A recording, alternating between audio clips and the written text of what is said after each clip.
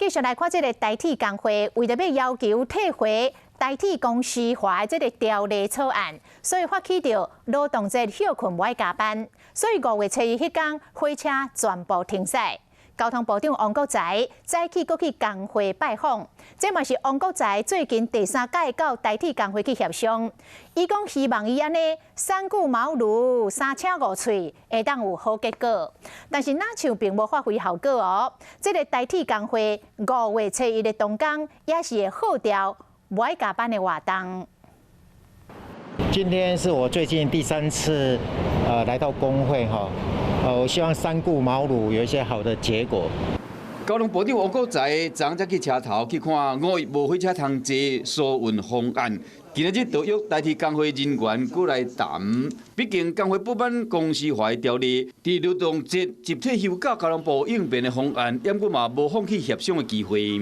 虽然我没有准备，但是还是会影响到很多。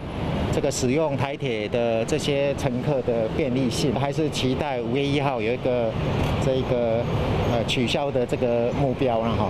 王国材希望讲有加班车，因为无加班的人数超过9成，卡伫司机员有车无人驶嘛是无效，也毋过工会议员无同意。他们还是维持5月1号不加班的这个决定，但是我们一定要把我们的应变计划做好，不要把我们台铁通人呢整个路边化。